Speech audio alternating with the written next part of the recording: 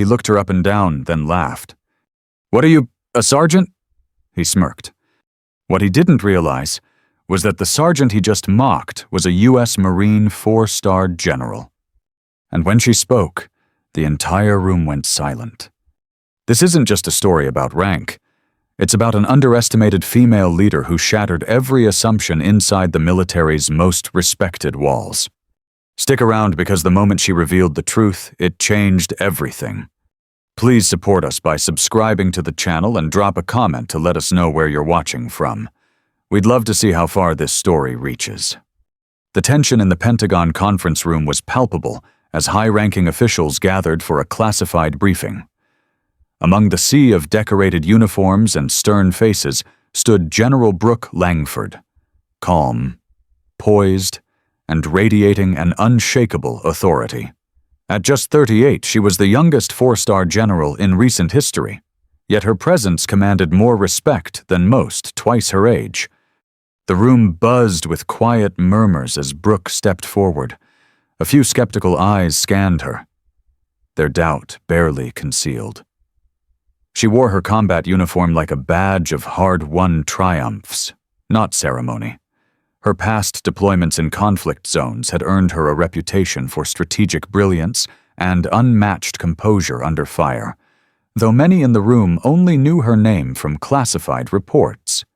At the far end of the table, Colonel Jason Whitmore leaned back, clearly amused. He whispered sarcastically to a colleague, "What is she? A new lieutenant." His voice wasn't low enough. Laughter rippled across a few seats. But Brooke didn't flinch.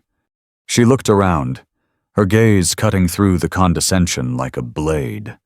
What happened next would leave the entire room in stunned silence. For a moment, the only sound in the room was the subtle hum of the projector and the soft shuffling of papers. The laughter that had bubbled from a few seats seconds earlier faded as quickly as it came. General Brooke Langford stood perfectly still, her gaze locked on Colonel Whitmore. She didn't raise her voice. She didn't need to. With deliberate calm, she reached into the front pocket of her uniform, retrieved her credentials, and placed them on the table with a soft thud that somehow carried the weight of thunder. "General Brooke Langford," she said clearly, letting each syllable land with sharp precision. "United States Marine Corps, 4-star Command, Joint Strategic Operations Division." Silence absolute. Colonel Whitmore's smirk vanished so fast it was almost comedic. His eyes flicked down to the badge, the rank insignia, the stars on her shoulders. All of it had been there the whole time. But now, stripped of his assumption, he saw it. Every eye in the room followed suit. A few officers instinctively straightened their posture. Others looked away in awkward embarrassment. Brooke didn't move. She allowed the pause to stretch just long enough for the discomfort to settle, to burn. Then, calmly, she continued, "I understand many of you haven't met me in person.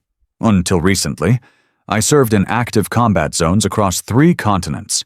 I've commanded joint special operations, handled nuclear escalation scenarios, and led recovery missions under hostile fire.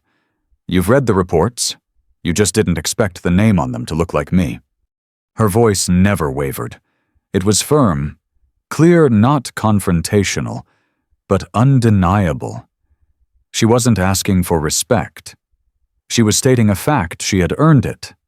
"No one dared interrupt." Whitmore shifted in his seat, suddenly very aware of how small his comment now seemed. His earlier bravado wilted under the weight of what stood before him, not just a general, but a woman who had shattered expectations with every decision, every mission, every calculated move made in the field and in command. As Brooke walked slowly toward the screen at the front of the room, the sound of her boots echoed with intention. She tapped a remote. The projector came alive, displaying a satellite image of a conflict zone. Her presentation began, sharp and methodical, as though nothing had happened. But something had happened. The atmosphere had shifted, dramatically. What had begun as a room filled with subtle mockery and quiet doubts was now a room where every eye followed her movements. Every word she spoke carried gravity. People were no longer assessing her. They were learning from her. Even the tone of note-taking changed. Pens scribbled faster. Heads nodded. Officers whispered softly between themselves. Not sarcasm now, but strategy, respect, command presence. Brooke didn't dwell on the incident. She didn't need to. She knew the power of silence, of letting a moment speak for itself. By the time she concluded her briefing, there was no question left about who held authority in that room. As the lights came back on, one of the senior generals, a grizzled veteran named General Preston, stood up and addressed the group. "I think I speak for everyone here," he said slowly, "when I say we were reminded today that leadership doesn't always look how we expect it to, but when you see the real thing, it's unmistakable." He turned to Brooke and gave her a crisp, respectful salute. She returned it without hesitation. As the officers filed out of the room, there were no more smirks, no more side glances, just a quiet buzz, not of mockery, but admiration. The kind of respect that isn't given lightly in a place like this. Outside the room. As Brooke walked down the hallway alone, her phone buzzed.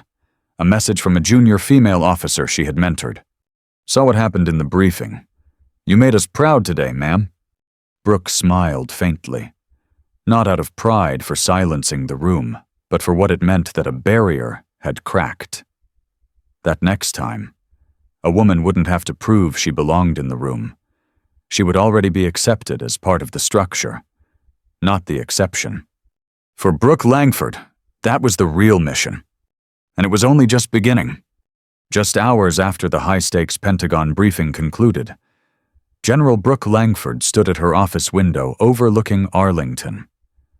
The sun had dipped below the horizon, casting a crimson glow across the skyline.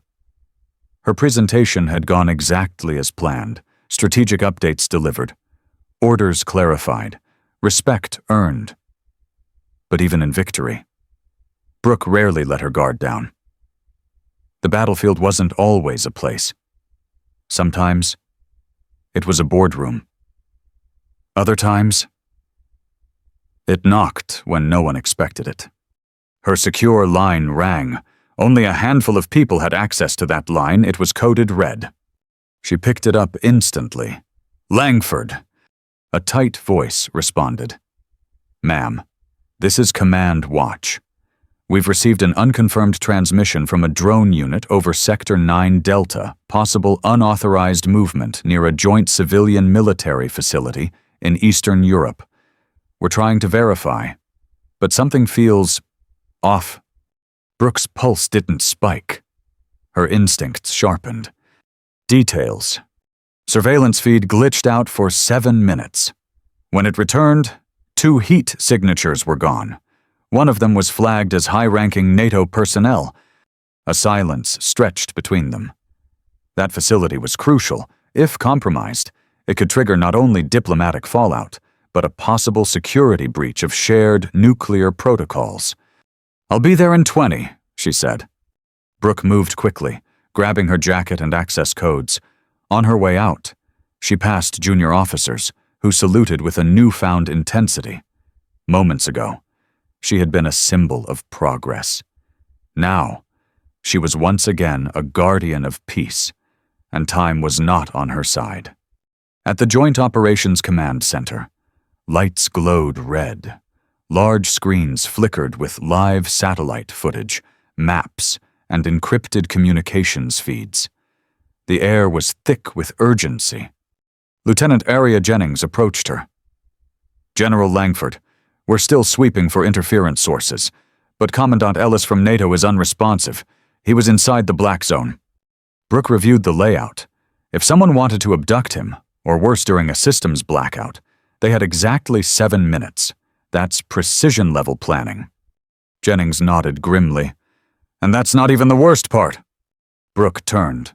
"What is—" "We found a message, buried in the disrupted satellite feed, hidden in the static, embedded in Morse." Brooke's eyes narrowed. "Play it." The tech officer pulled up the signal. The distorted audio hissed. And then, between the white noise, the clicks began. LANGFORD. Brooke's spine stiffened. WATCHING. She didn't flinch, not outwardly, but deep inside. A calculation had already begun. Whoever orchestrated this wasn't just targeting NATO or U.S. intelligence. They were targeting her. Hours passed as command teams worked to triangulate the source.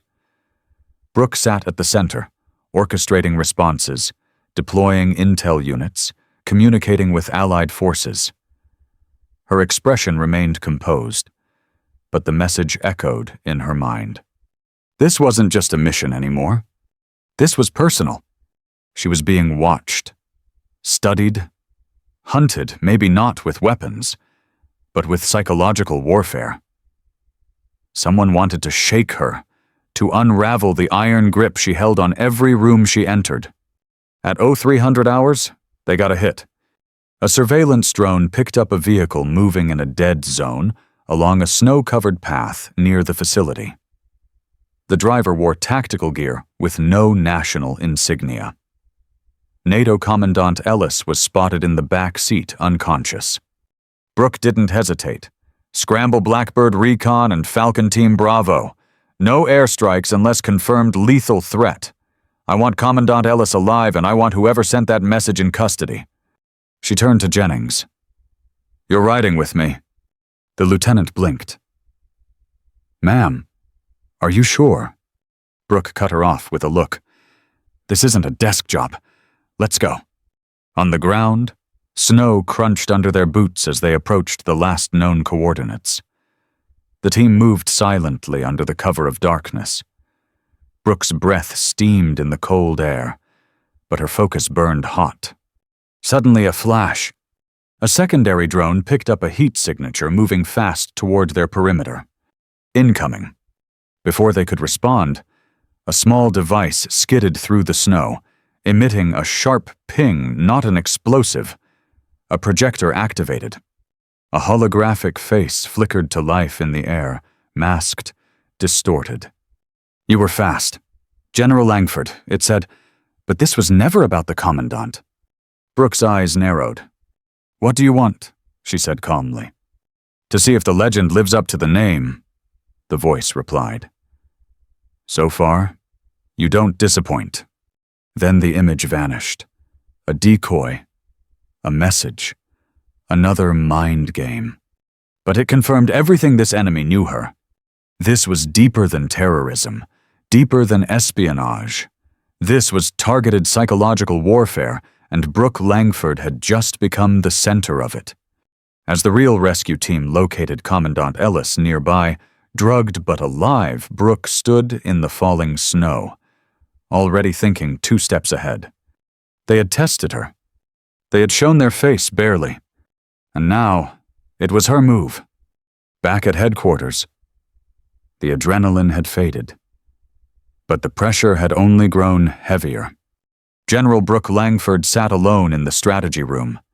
The lights dimmed, her uniform still marked with snow and dust. On the screen before her were stills from the drone feed, enhanced audio of the masked figure, and the cryptic Morse message spelling her name.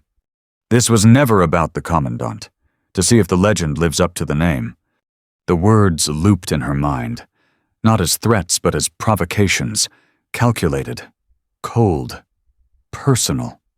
For most of her life, Brooke had thrived in clarity, an enemy identified, a plan executed, results measured. But this enemy refused to wear a flag. It didn't care about territory or politics. It cared about her story, her symbol, her name. It was a turning point not in strategy, but in perspective. This wasn't about national security alone. It was about something deeper, dismantling public faith in the very idea of leadership that looked like hers, a woman in command, a disruptor of tradition. And that realization changed everything. The next morning, she walked into the press briefing room, something generals rarely did without approval. The room buzzed with whispers. Cameras flashed. Reporters looked up in confusion. No one had expected her. She stepped to the podium and removed her gloves slowly. "No written statement today," she began, her voice calm but unshakably direct. "Just truth." The silence in the room was total. There was an attempted abduction of a NATO commandant last night. We neutralized it, but more importantly, she paused. Locking eyes with the reporters, we intercepted a message, not just to NATO, not to our military, but to me, personally. The murmurs returned. Reporters leaned forward. "I want the American people to know," she continued, "that we are facing a new kind of enemy. One that doesn't wear uniforms or fly flags. One that doesn't fear our weapons, but fears our progress, our evolution, our unity." She let that settle. "I was targeted not because I'm a general, but because I am who I am. A woman, a leader, a symbol that challenges old assumptions, that threatens certain narratives. This time, no one moved, no one blinked. And to those who believe they can unnerve me, let me be clear, I didn't survive ambushes in Kandahar and night raids in Kosovo to cower at words behind a mask. I don't flinch in boardrooms or battlefields. I won't start now." Reporters erupted into questions, but she stepped away from the mic. She had said what she needed to, not for headlines, but for the message to reach them, the ones watching. Later that day, her phone buzzed again. This time, it wasn't encrypted. It was a video link. Brooke hesitated, then pressed play. The screen showed a grainy recording. A room. A chalkboard. Red string. Photos of her family, of the Pentagon.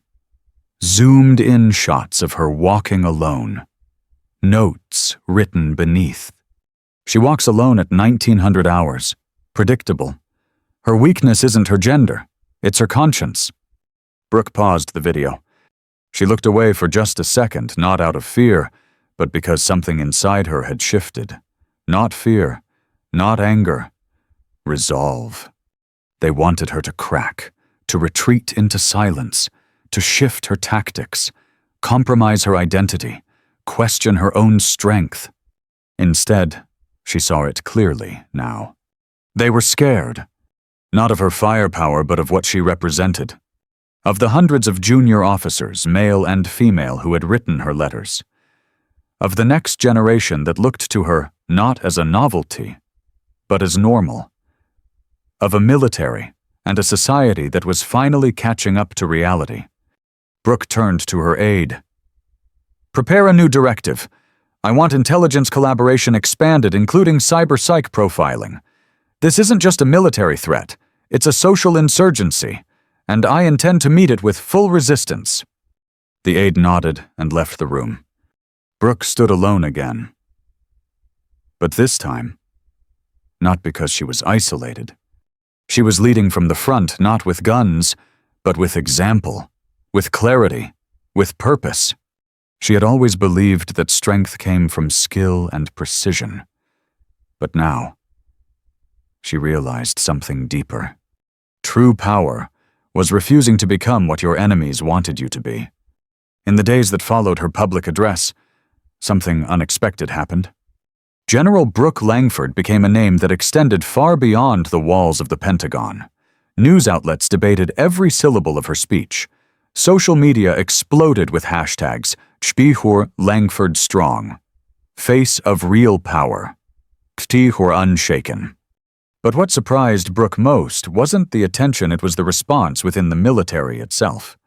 She received over 2,000 encrypted messages from junior officers, male, female, and non-binary, who had never dared speak openly about the doubts, disrespect, or fear they faced within the ranks. For years, these voices had been isolated, believing they were alone. Now, They had a focal point, a signal flare in the fog of military tradition. Brooke sat in her office reading the messages, one by one.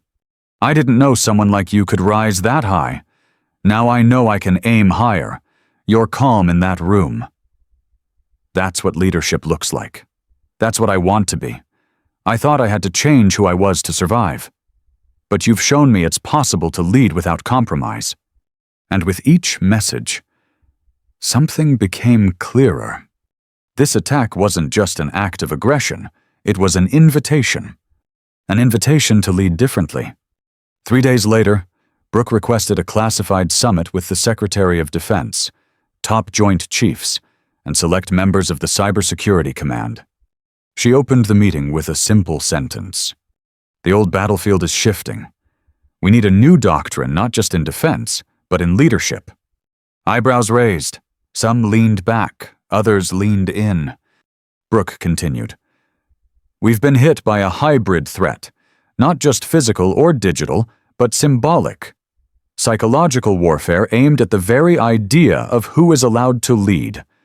We're seeing this enemy operate like insurgents in the information age, but instead of bombing bases, they erode credibility. They breed fear and doubt. They twist perception, and they use silence as a weapon." She paused, then looked around. I refused to stay silent. What followed was not just a proposal, it was a blueprint. A new internal initiative she called Operation Iron Voice.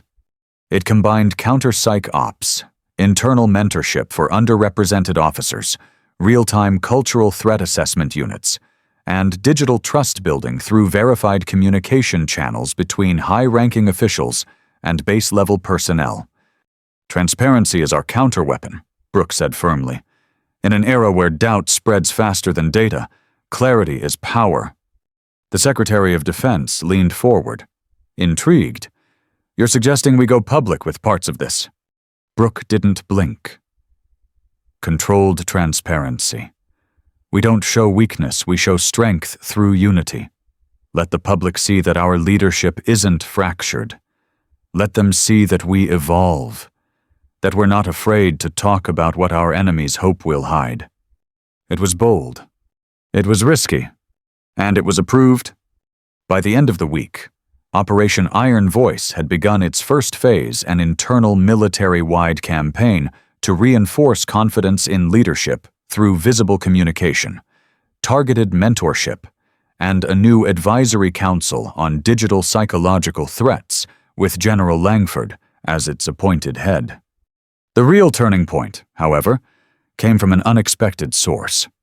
A NATO ally requested Brooke's presence at an international summit in Berlin, not for combat strategy, not for drone coordination, but for a panel on trust. That word trust landed differently now. In Berlin, she stood beside military leaders from around the world, but it was clear who the cameras focused on, who the headlines led with, who the younger officers in the audience whispered about with awe. She didn't revel in the spotlight. She respected it because she knew what it cost. During her speech, she said, "In every war, there are weapons we expect and those we don't. In this new war, the enemy doesn't aim to destroy our bases. They aim to destroy our belief in each other. And so the real opportunity is this: to show the world that we don't just respond to attacks, we redefine what power looks like, and who gets to carry it. If I'm a symbol now, let that symbol mean something. Let it mean that courage is contagious, that resilience is strategy, and that trust earned, not inherited, is our strongest defense." Thunderous applause followed. Not from politicians, but from officers, strategists, analysts, cadets. And across oceans, someone was watching. The one behind the message? The one who thought fear would break her. Now watching her turn every blow into momentum. Back in D.C., Brooke walked the halls of the Pentagon again. Same boots, same uniform, but different energy. People didn't just salute now. They paused, they watched, they believed. She was no longer the general they underestimated. She had become the voice they couldn't ignore. And she knew this wasn't just her fight anymore. It was an opportunity for all of them to build something that couldn't be shaken by shadow threats or whispered doubt. Something worthy of the stars on her shoulder. 6 months had passed since the first coded message had landed on her secure line. 6 months since the shadow figure had tried to break her with words. Surveillance. And fear. And yet, General Brooke Langford had never stood taller.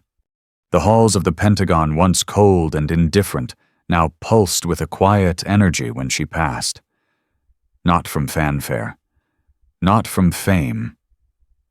But from something deeper. Recognition. Not the type that came from medals or newspaper headlines, but the kind that grows when a leader walks through fire and comes out not burned, but tempered.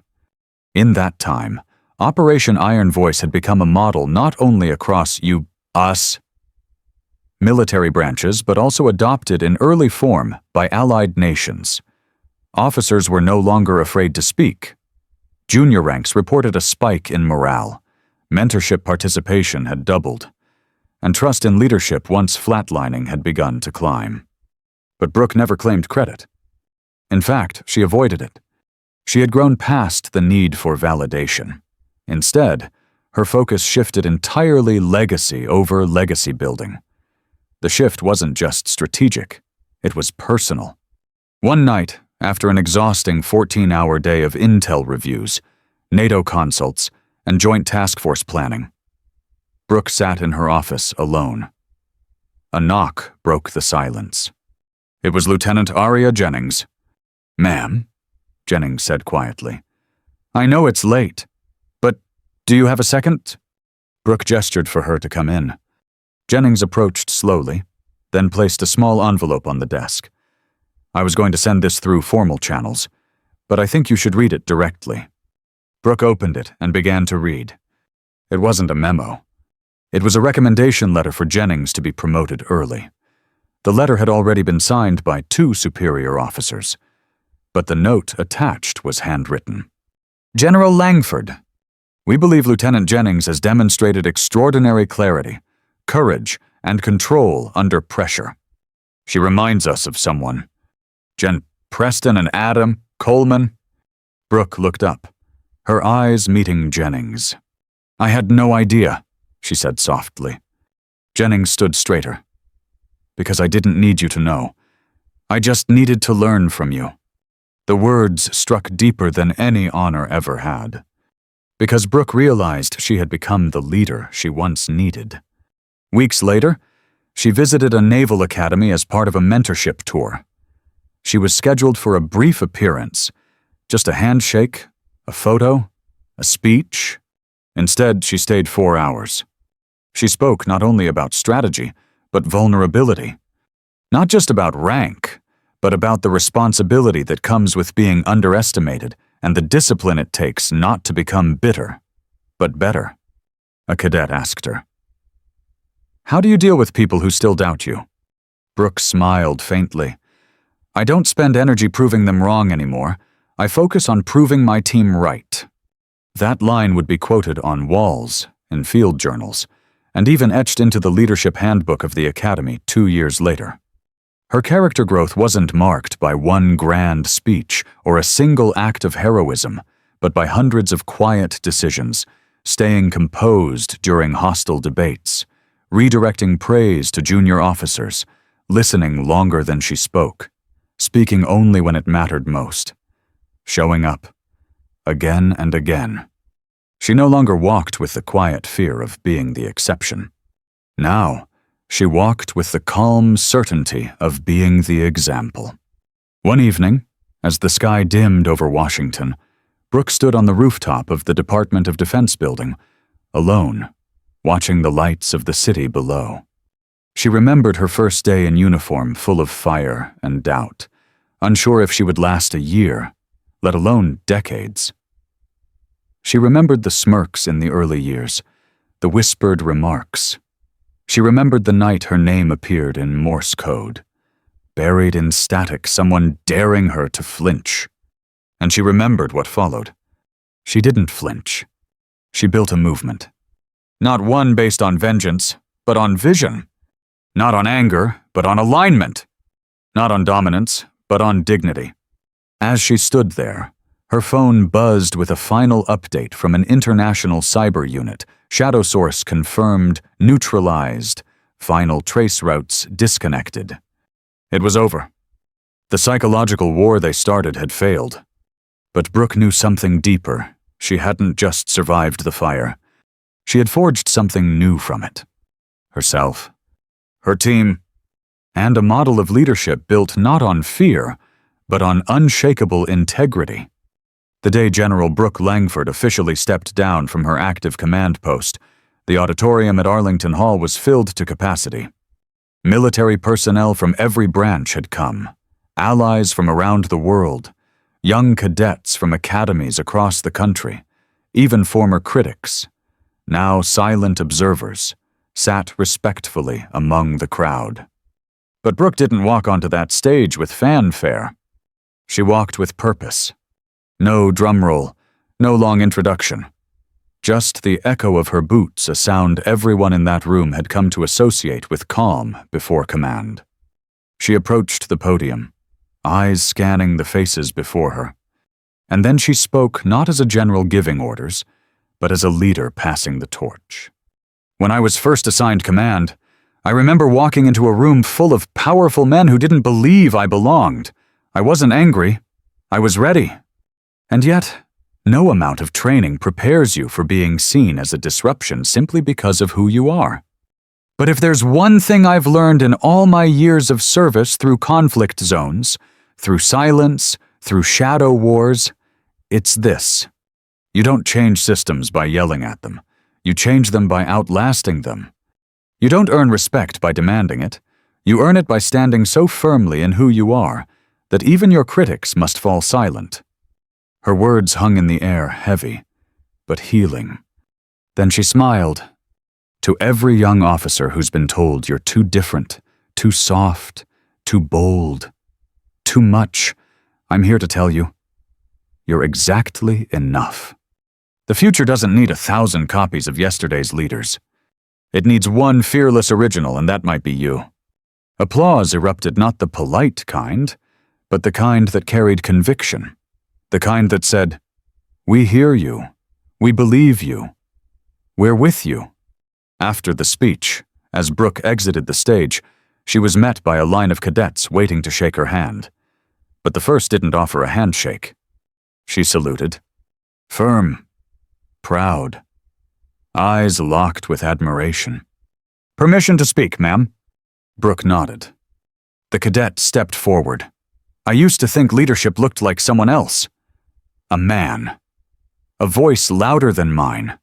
A face tougher than mine. But then I saw you handle a threat with nothing but silence and certainty. You didn't yell. You didn't bend.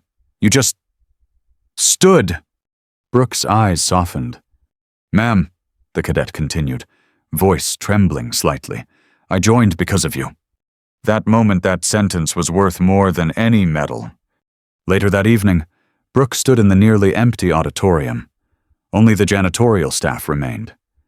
She ran her fingers along the back of one chair and smiled. She wasn't sad. She was satisfied. Because leadership had never been about the stars on her shoulder or the rooms she commanded. It had always been about what remained when she left. And what remained now was unshakable. A restructured internal leadership initiative influencing global militaries. A generation of cadets no longer wondering if they belonged, but deciding how they would lead. A woman in uniform who didn't just prove the system wrong, she transformed it from within. Back at home, she placed her stars the four that once drew shock, mockery, and awe into a glass case, not out of vanity, but as a reminder. Not of power gained, but of doubt overcome. She didn't retire into silence. She began writing, speaking, mentoring. She visited war memorials with new officers and asked them not what they wanted to achieve, but who they wanted to become. Her name appeared less on defense memos and more in textbooks. Not for a single battle, but for a blueprint in leadership. One that taught, Grace under fire is mightier than force under fear. Integrity outlasts intimidation, and the most powerful room you'll ever enter is the one where you walk in exactly as yourself and lead anyway. Years later, when a newly promoted female general gave her own first public speech, she began it simply. "My name is General Clara Mason, and before I start, I want to thank the woman who taught me that it's okay to walk into a room and not apologize for existing. Thank you, General Langford. This isn't just my promotion. This is your legacy standing tall." The story of General Brooke Langford is more than a tale of military excellence. It's a powerful reminder that true leadership isn't defined by appearance, expectation, or tradition. Brooke didn't climb the ranks to prove anyone wrong. She rose to prove herself right, to serve something greater than ego purpose. She faced doubt not with anger, but with clarity. She faced shadow threats not with retaliation, but with redefinition, and in doing so, she didn't just survive a system that was built without her in mind, she changed it from within. Her journey teaches us that when you walk in fully as yourself, own your voice, and refuse to bend to fear, you don't just change your destiny, you change the standard. If this story inspired you, subscribe and hit the bell so you don't miss the next one. Share it with someone who needs a reminder. Real strength doesn't shout it, stands tall. Thanks for watching. See you in the next story.